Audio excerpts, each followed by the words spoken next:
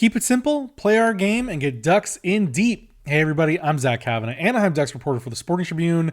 And yes, the Anaheim Ducks have finally been stopped. We take a breath after the Ducks' first back-to-back losses of the season and look back on the 7-game win streak that got them there, and a couple of standout quotes from the man of the moment, Leo Carlsson, plus so much more on the injury carousel as it continues to turn for the Ducks. But first, subscribe to the Sporting Tribune on YouTube for all of the latest Ducks media sessions, plus new episodes here of Ducks in Deep. Follow the Sporting Tribune on all platforms at Sporting Trib and read more of our written content, including my notebooks from these road trip games and all the coverage when they get back from the road on thesportingtribune.com.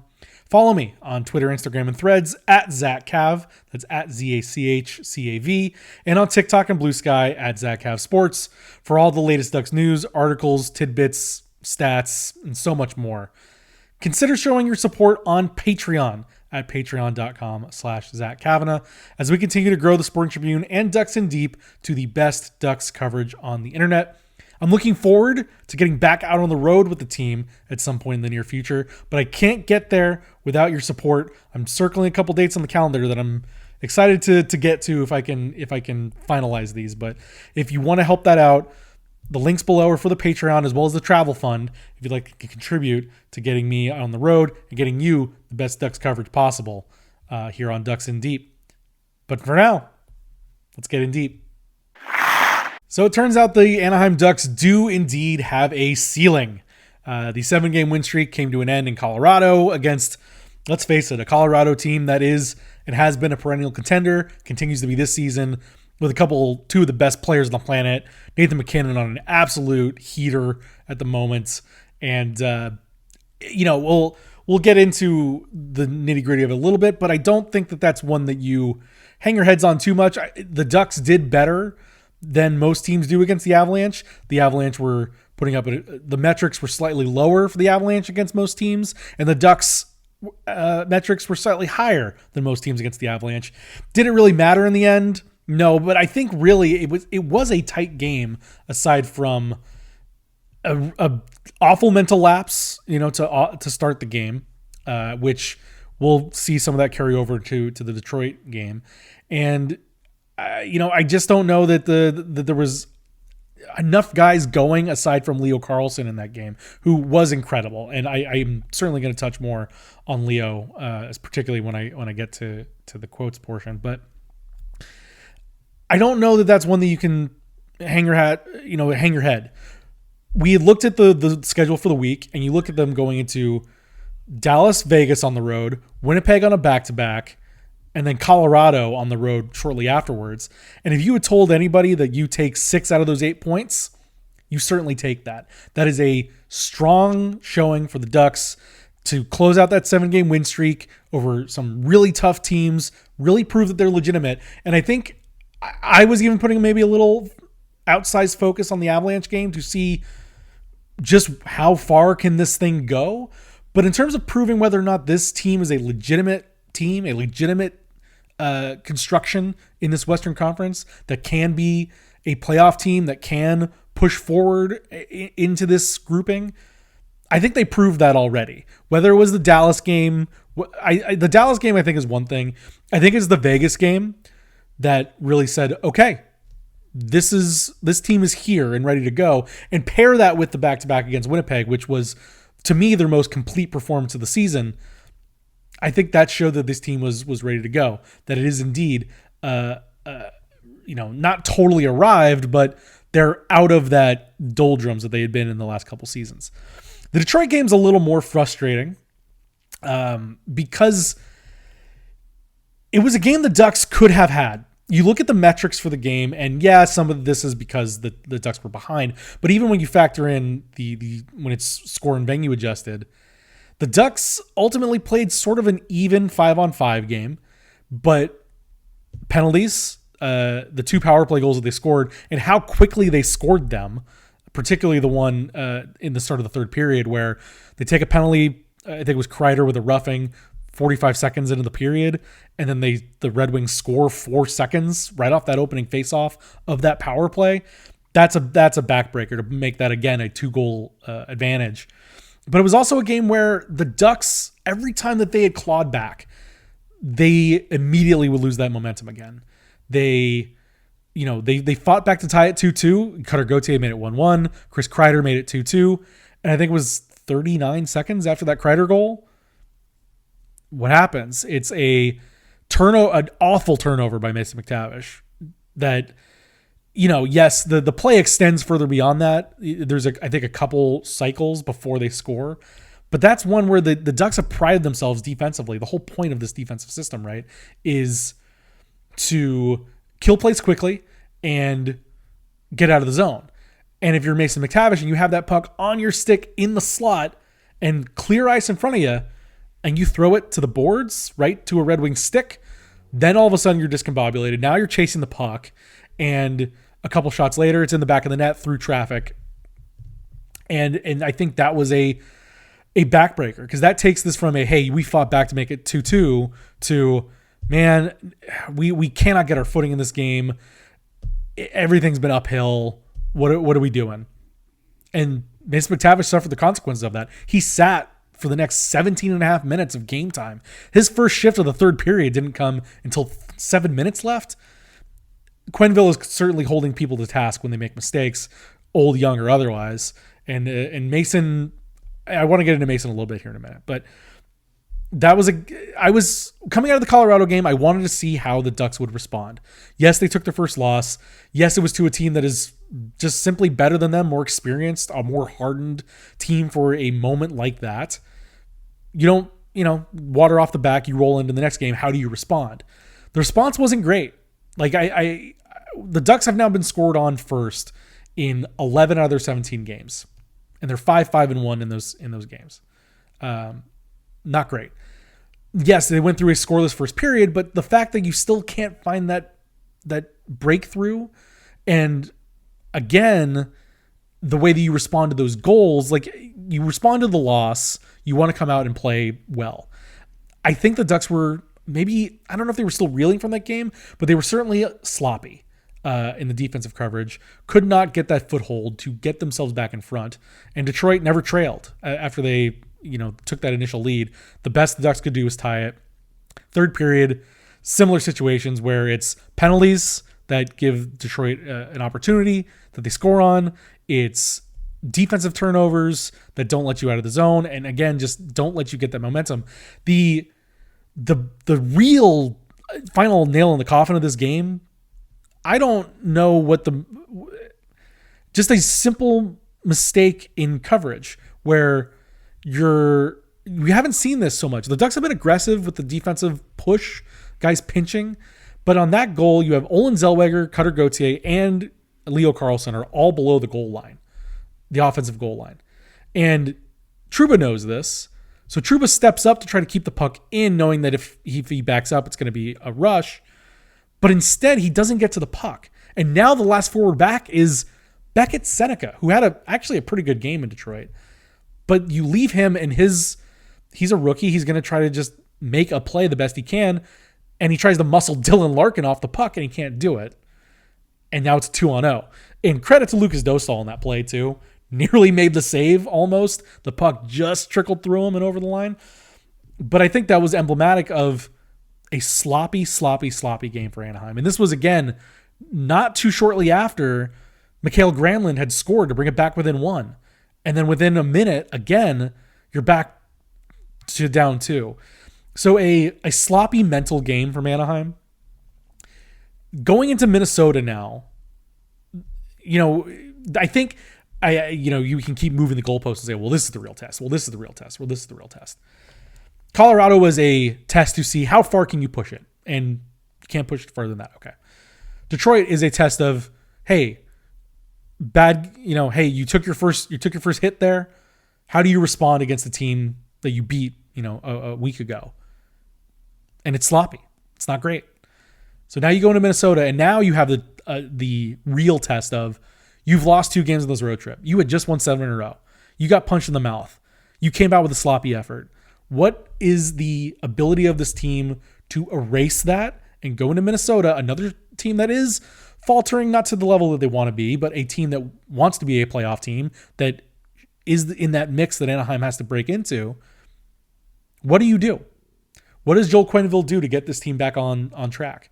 Because I think that is something to show. What do you do to get Mason McTavish back in line? What do you do to get these other lines put together and respond to your first consecutive loss of the season, your maybe first or second truly bad game you've played in Detroit, and now you move on? Now, again, even saying that it's a bad game, metrics-wise, it's pretty even. That was a mental mistake game. I don't know that it was overall bad process game, but it was a mental mistake game where the mistakes the Ducks made were high impact because they ended up in the back of the net. And you have to keep that focus on you as you move forward into Minnesota. And you want to salvage something out of this road trip because you want to hit the ground running when you come into this long home stretch that they're going to have here. And the schedule doesn't let up in terms of the days off. And I've seen people say, oh, maybe they were a little tired. Everybody's on this condensed Olympic schedule. Everybody's got to deal with it. It is going to be a true mental test to see how the Ducks finish off this road trip in Minnesota. And I would expect a big performance. But if not, then when they come back, we will have plenty of questions to ask about how things sort of unraveled so quickly over the course of that road trip. All right, let's get into some individual evaluation. There's two guys I want to look at right now. Okay, we'll start with the negative side, and we'll finish on a higher note because we're going to start with Mason McTavish. Now, not bashing him, throwing him over the coals, but I mentioned it, of the guys last night, he stood out in terms of, man, that's a rough game for Mason. A couple penalties, the big turnover, as I mentioned, that led to the third goal that I think really sort of killed the comeback momentum the Ducks were trying to have there. And then, of course, the benching for nearly 17 minutes of the game. In his last 9 games, Mason only has 3 points. He had a power play goal against Detroit. He had an empty netter against Dallas that Beckett-Seneca rightly could have tapped in himself and was unselfish to tap to Mason. And then he had an assist against Winnipeg. Otherwise, it's so strange because that line has been so good, and Cutter and Beckett have continued to be quite productive players. Cutter especially. Beckett's been really solid himself, but Cutter is second in the league in goals with 12, tied for second among, I think it's 3 guys are tied for second, and then there's Nathan McKinnon out in front. What has happened here? Like, what is he has not had the impact. The first 6 games, that line was unstoppable, and Mason was a driver of that. He basically created Beckett-Seneca's first goal in that season opener, and I thought Mason was really driving the play. There was a small conversation of who is really the number 1 center here. Is it Leo or is it Mason? Because Mason was getting more ice time than Leo at the time, and he was playing a real grindy game, kind of covering up for the defensive inefficiencies of Seneca and Cutter. Cutter's been better at that and as more of a playmaker as well. But Mason had to fight through some stuff there, right? And he was kind of being a gritty, grindy leader. That's why he gets the A on his chest. And people say, hey, here, maybe Mason's the next captain. And then Leo has this 11-game point streak. And not to say that Mason was bad really in that stretch, but his impact had started to dip. Even while Cutter was scoring and contributing and creating, and Beckett was being the beneficiary of that also, and also, grinding through and creating. I think Mason has still been a very good forechecker, and I think that's been something that's just driven his game and that line's game. But the production has certainly dipped all of a sudden, and you wonder what's happening here. And it is kind of highlighted because of the game last night. And again, if you're Coach Quenneville and if you're Mason McTavish, how do you respond? How do you, Quenneville, dial him in and say, hey, you got to fix this? Is the benching enough? What is being said today? I don't know if they're practicing. The Ducks' practice and travel schedule has been interesting. When they're not always flying immediately after the game. Sometimes they'll practice in the morning and fly out. Sometimes they'll fly out, then practice in the city that they're going to. So unsure where they are at this very moment as I'm recording this. But, how are you trying to tighten the screws here and make sure this ship stays afloat?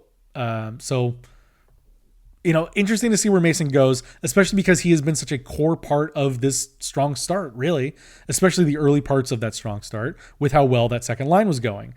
And that allows me to transition into Leo Carlsson because, I want to talk about Leo's point streak for sure and his jumping into the national conversation. But I wanted to bring up Leo because specifically when the team was here last for that 1-game pit stop against Winnipeg, we asked Leo, what two things. We were asking, what did the 7-game win streak feel like? How did this team feel as it was starting to come together? And his quote was, "Yeah, it just says that we're amazing team, contenders for real. Just gotta keep this flow going. We're contenders for real." That said something to me about the jumping up of this team's confidence because Leo, for all of his accolades, he's not always the most braggadocious guy. He has some swagger for sure. You hear his goal song. You see the way that he acts. Everybody's seen the Twitter video, I'm sure, of him when he was a youth player with the gold medal. You know what I'm talking about. Look it up. He is surprised, by the way, that that's out in the world still. But everybody finds an old TikTok. But for his confidence level to be at that level says a lot to me about where this team was trending, in that streak, and having beaten all these other contenders, they were feeling it. They knew that, hey, I think we're finally out of this. We're building forward.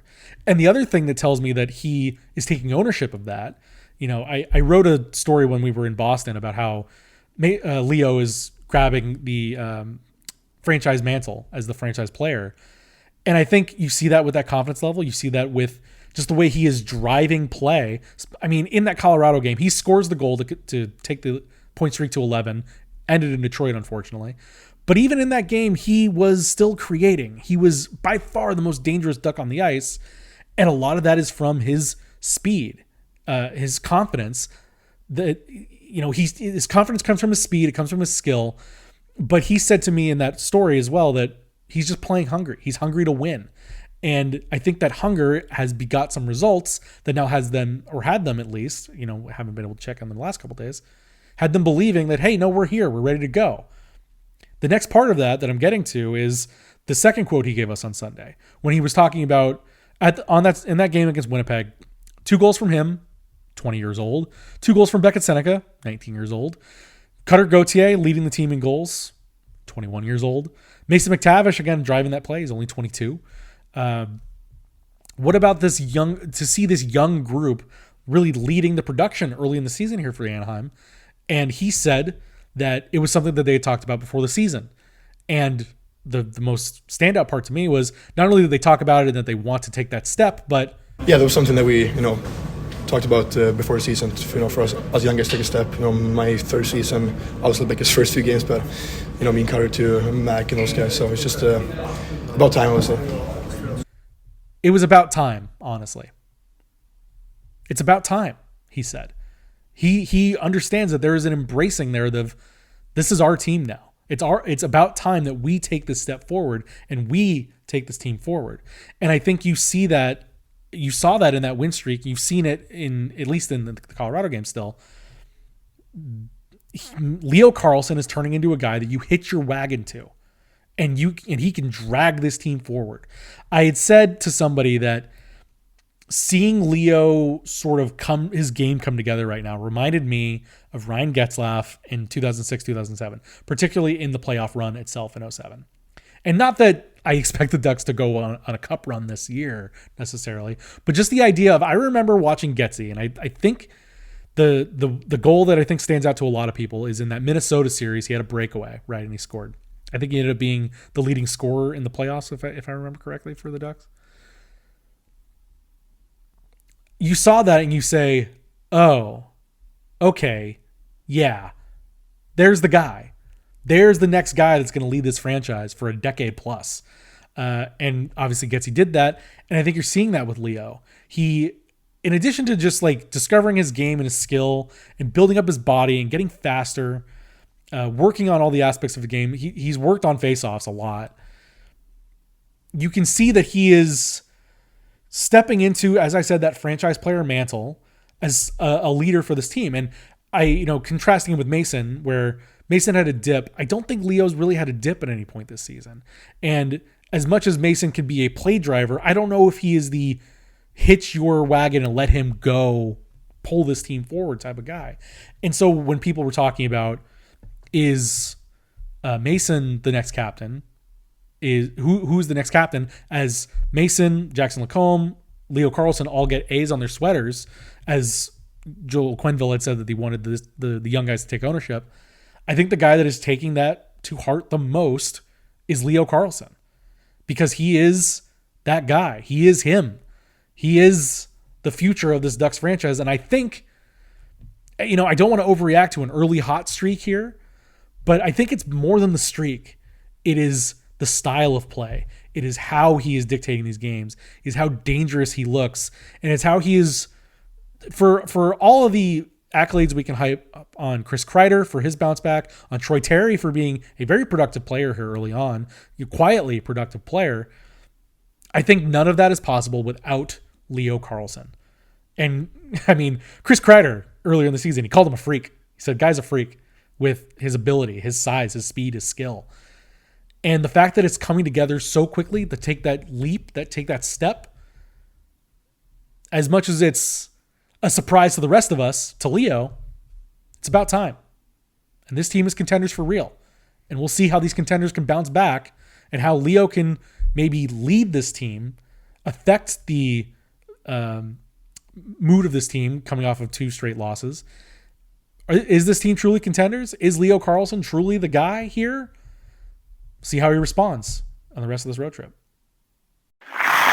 Finally, let's get to the medical ward here, the hospital wing of the Anaheim Ducks franchise. And it was a lot of back and forth. To be perfectly honest, transparent here, I recorded an episode here of Ducks and Deep, but as you're seeing, it's coming out quite late in the week. Normally we're earlier.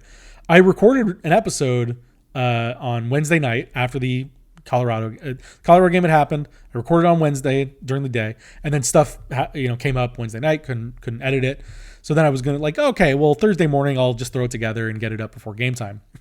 There was so much movement in the roster and the injury front that it threw me for a loop. I had to catch up, with my coverage, and then by that time it's like, why this video is outdated. It would have been really janky, so scrapped it. Wait till Friday here when I had a moment and record and put this together, because now we have a bit more of a clear-cut view of what's going on here. So, first and foremost, last night in Detroit, Ryan Strome makes a season debut. He'd already come off IR. He was activated on Sunday from IR. He had missed, obviously, the first 16 games in the season. He didn't play in the first 16. He missed the first 15. First 14 with the injury before he was activated. Participated in warm-ups against Winnipeg. Joel Quenneville said, we were looking at some guys to make sure that they were okay. They were okay, so he didn't play. He's, we like having to make those tough decisions. It gives him more time to get up to speed with his conditioning and things like that. I figured he's been skating, but what do I know? I think some of that was just coach speak for didn't want to break up a winning lineup, and that continued in Colorado where he didn't play. So then he comes in, and according to some of these stat charts, he had the most well-rounded game of any Duck in Detroit. So a good showing for Stromer to come back in the lineup. Happy to see him in there. I'll be happy to have him back in the locker room as a guy to talk to. Stromer's obviously a good vibes guy. Secondarily, Mikael Granlund also gets back into the lineup. He never got officially put on an injured reserve, which I thought was always odd, considering he was out for as long as he was. He missed 8 games with a lower body injury. Obviously not disclosed what exactly happened to him, but he comes in and he scores a goal. He's centering that third line, and back to the ways he was. He had scored 5 points in the game before he got injured in Boston. We scored 5 points, and he gets injured in the first period of that Tampa game. And now he comes back and he hits the ground running. So Mikael Granlund back in the lineup. Radko Gudas still on injured reserve, although he's been participating in the last couple morning skates. So he'll likely come back soon. I would almost imagine when you're on injured reserve, you have to be on for a minimum of a week. The Ducks never put out an official announcement whether he was put on retroactively or not. But he has been on IR since last Sunday. So if it is just that 1 week, he probably won't play in Minnesota, I would imagine. And then you get him back into the swing of things when they come back at home on Monday against Utah, which is kind of a big game in the Western Conference picture things. So Radko out.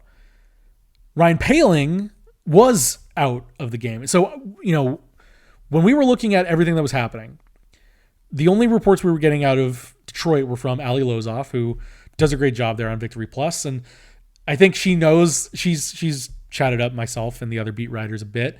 And I think she knows that when she's on the road, she's kind of the only person. So when things happen, she is the voice when none of us are able to get out there. So she put out that Ryan Strome was in the morning skate and he was on a line with Frank Vetrano on the left wing, Strome in the middle, and Mikael Granlund on the right. And it's like, wow, that's kind of interesting. So Ryan Poehling would then move down to fourth line center. Well, Ryan Poehling was out with an upper body injury. Don't know when that was determined or if something had happened in morning skate or not. But he's not in there. So then Strome then moves down to fourth line center. Alex Killorn, who based on that third line, I had said, oh, well, he took the stick to the face. He obviously, could be having some facial swelling or something. They'll send him out a game and the fourth line will be the fourth line. Well, Killorn is now on that third line. The third line ends up being Nesterenko, Granlund, Killorn. And then the fourth line is Johnston, Strome, Vetrano. A lot of movement there. And again, with the forwards coming in and out, unfortunately, Sam Colangelo gets sent down to San Diego.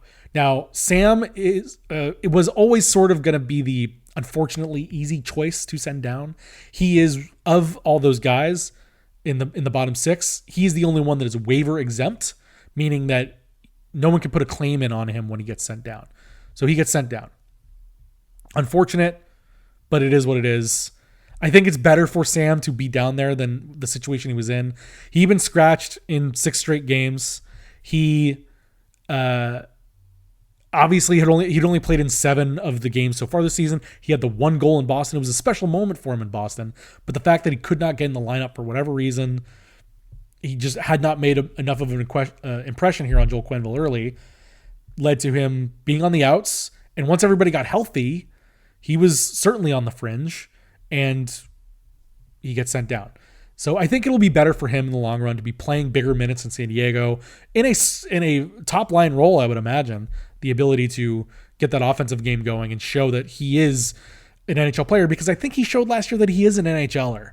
He should be on this roster. But the amount of utility veterans in that bottom 6 makes him a guy that's on the outs. And, we had talked about Ross Johnson on and off. Ross has been fairly effective, in the early goings here. I don't know that the last couple games have been his best. I think against Colorado, the fourth line got absolutely caved in. Just not a good game for the fourth line against Colorado. And Ross only really showed up in the Detroit game at the end to mix things up, in a blowout. So interesting to see how that plays out for Sam. I hope he goes down to San Diego and tears it up and shows, whether it's Verbeek or Quenneville or anybody else in the Ducks brass, that they made a mistake here. And he should be back up. And hopefully if that does happen, he can, actually find a spot that he's playing in, because Nesterenko has done that. Nesterenko's proved himself to be a worthy player on that third line. And I think Sam deserves to be part of that mix, but not there now. So now we look forward to the next couple days. Is Ryan Poehling, was it a short-term thing? Is it a long-term thing? Because if Poehling goes in, I think he has been a great penalty killer, and maybe he was missed on that penalty kill in Detroit. He has to be fourth line C. What does that do? Does Granlund go back to the wing on the third line? And if that happens, where's Alex Killorn and all of that? The bottom 6 is kind of a very odd mix and a interesting puzzle that Joel Quenneville has to solve here. Because if, as much as the top 2 lines have been carrying this team offensively, it was what really set them off in that win streak was the fact that Mikael Granlund had found his game, that third line was productive, that the fourth line was being the forechecking monster that it was, and potting in its occasional goal. Ross Johnson with his Gordie Howe hat trick. This team needs all of that to be working to be as successful as they were in that streak. And the puzzle needs to be solved. I think the top 6 is pretty set.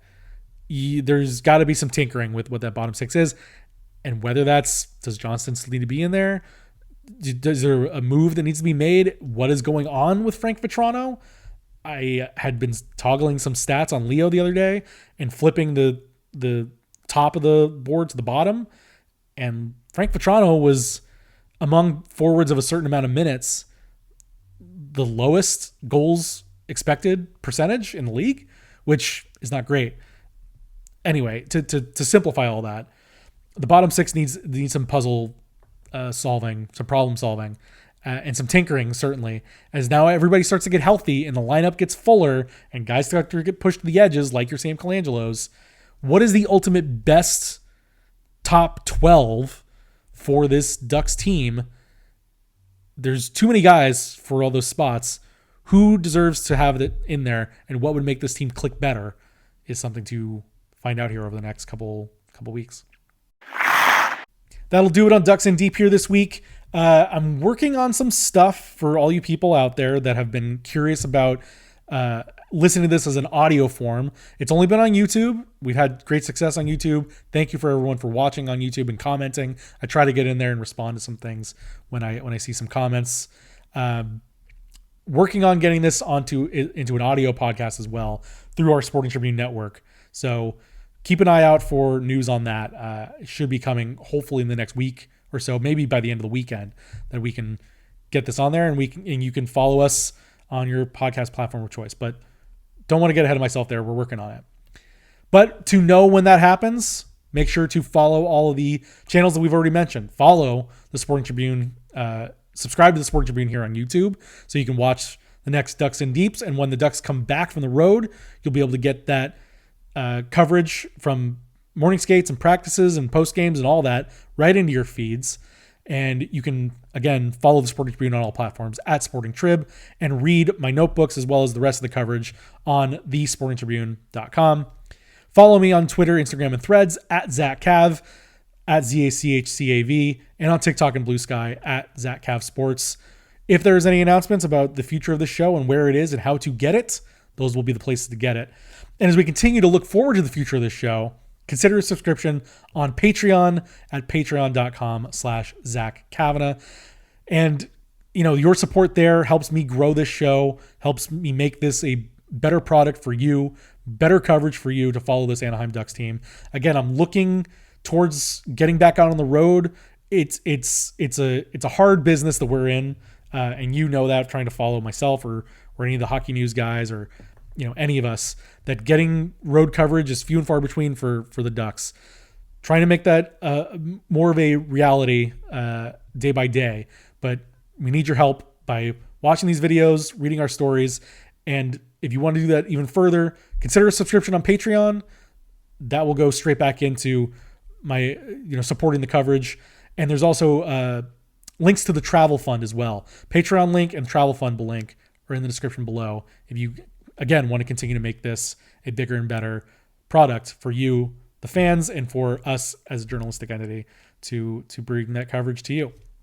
So all that being said, road trip, look for a strong finish against Minnesota. I will not be covering that live. I have some things to attend to over the weekend, but I'll be back with the team when they're here from the road trip next week. Follow everything as we said. Get ready as we continue this super tough and important month for the Anaheim Ducks as they march towards trying to solidify themselves as a playoff team going into Thanksgiving. And until next time, see you at the rink.